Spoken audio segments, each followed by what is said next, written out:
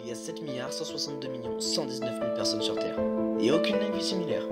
Nous avons tous une manière différente d'aborder le monde qui nous entoure, en fonction de notre éducation, notre sensibilité, bref, en fonction de ce que nous avons déjà vécu. Le cerveau associe les connaissances pour faciliter l'apprentissage. Par conséquent, on ne peut faire abstraction de ce qu'on connaît déjà. Nos jugements sont faussés, mais c'est ce qui va créer notre plus grande diversité. Confucius disait bien que la nature fait les hommes semblables, mais la vie les rend différents. Avez-vous déjà remarqué que les dessins d'enfants sont limités dans l'espace? Pour eux, chaque élément a une place bien définie, et ce n'est qu'en grandissant que les formes se diversifient et deviennent de plus en plus complexes. On aperçoit les nuances qui constituent notre vie. La nature humaine est un peu paradoxale. L'homme prend conscience du bonheur qu'il avait que lorsqu'il le perd. Pourquoi le dessinateur ne se rend pas compte de l'importance de ses mains, le milliardaire de l'argent et l'amoureux de l'amour? Il faudrait vivre sa vie en pensant chaque instant à ce qu'on aurait pu perdre et qu'on a gardé. Nous n'avons qu'une vie et nous savons qu'une seule issue possible, la mort.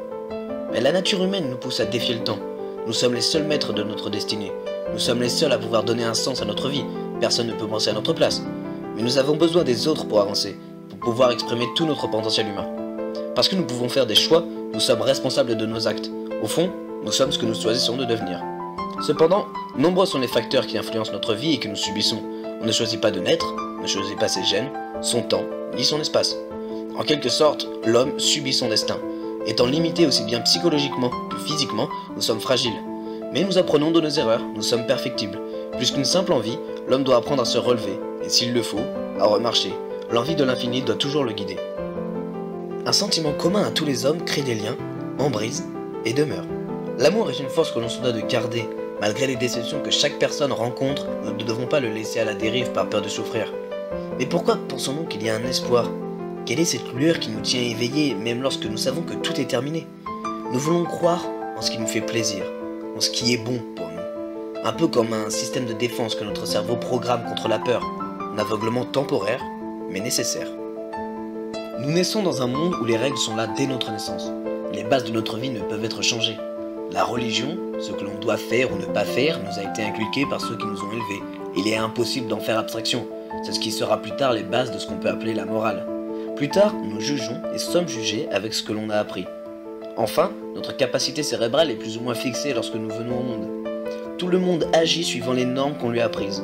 Alors, tout ce qui doit arriver, arrive. Et puisque nos actions futures dépendent du passé, on peut dire que la vie suit une route tracée dès nos premiers instants. Je ne crois pas au hasard, je suis mon destin. Tous les paramètres déterminant notre vie étant là avant la naissance, nous n'avons aucun pouvoir sur notre vie elle-même. Tout a été prédéterminé lors de la création de l'univers, comme un jeu dont nous serions les pions. Il ne tient qu'à nous de vivre la partie en se faisant plaisir. Puis le temps passe, les jours défilent sans que nous puissions rien y faire. On ne peut pas revenir en arrière. C'est pour ça que chaque choix est difficile. Tant qu'on ne choisit pas, tout reste possible. Il se réfugie dans le souvenir un court instant, et il imagine ce qu'aurait pu être sa vie s'il avait agi autrement. Assis près de la cheminée, il réfléchit à sa jeunesse. Il aurait dû savoir saisir le moment. Maintenant, il est trop tard. Il ne peut rattraper les erreurs du passé. À son âge, il ne faut pas regretter. De toute façon, il ne pouvait lutter contre la fatalité. Sa dernière cigarette vient de se consumer. Sa vie est maintenant terminée.